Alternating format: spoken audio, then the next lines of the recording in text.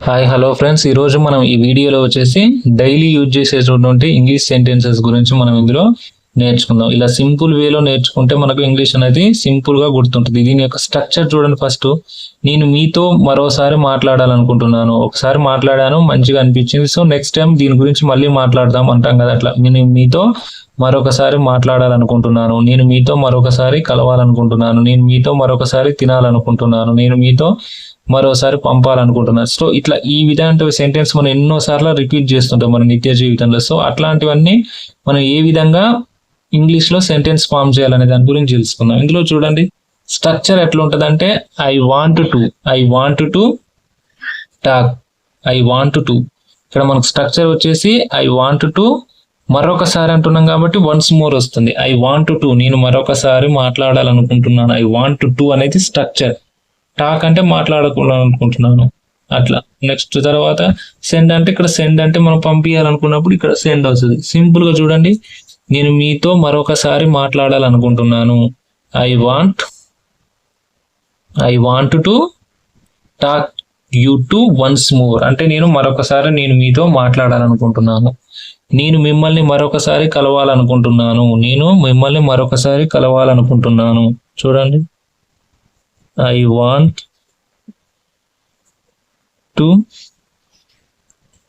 కలవడాన్ని ఇంగ్లీష్లో ఏమంటున్నాం? Meet you once more. I want to meet you once more. మిమ్మల్ని నేను మరొకసారి కలవాలనుకుంటున్నాను. నెక్స్ట్, నేను మీతో మరొకసారి తినాలనుకుంటున్నాను. మరొకసారి మన ఇద్దరం కలిసి తిందాం, మన ఇద్దరం కలిసి ఉంటాం అంటాం కదా. అట్లా నేను మరొకసారి మీతోటి తినాలనుకుంటున్నాను అనుకుంటాం కదా. సో అలాంటి సందర్భంలో దాన్ని ఎలా చెప్తాను చూడండి, ఐ వాంట్ టు అనేది కామన్. మరోసారి తినాలనుకుంటున్నాను. తినడాన్ని మనం ఇంగ్లీష్లో ఏమంటున్నాం? తినడాన్ని ఏమంటున్నాం? Eat with you once more. I want to eat with you. నేను తినాలనుకుంటున్నాను. with you, మీతోటి. once more, మరొకసారి.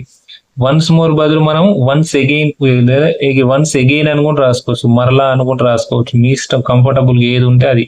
వన్స్ మోర్ బదులు అగైన్ కూడా యూజ్ చేసుకోవచ్చు. I want to eat with you once more.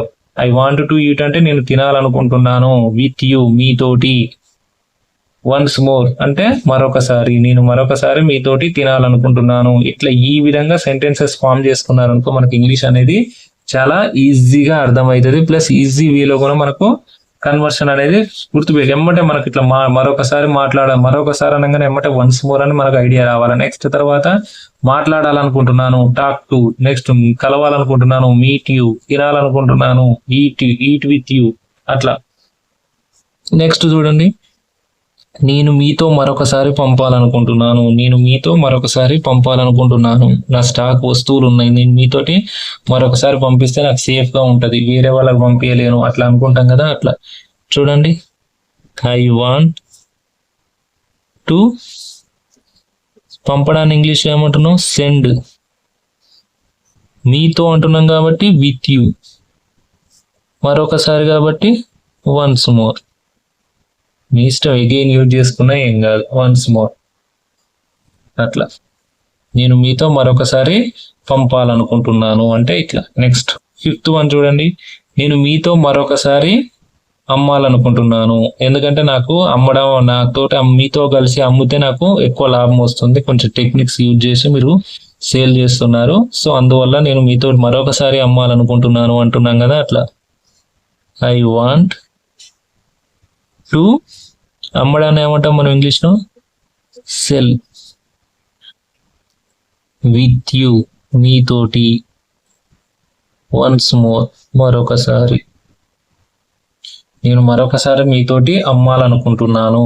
నేను మీతో మరొకసారి. చూడండి, ఐ వాంట్ టు అంటే నేను అనుకుంటున్నాను.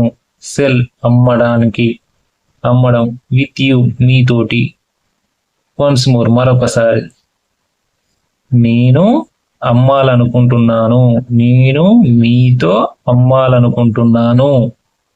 మరొకసారి అట్లా సెంటెన్సెస్ అనేది ఫామ్ సింపుల్ గా చేసుకోవచ్చు. నెక్స్ట్, నేను మీతో మరొకసారి కొనాలనుకుంటున్నాను. సేమ్ సెంటెన్స్ చూడండి.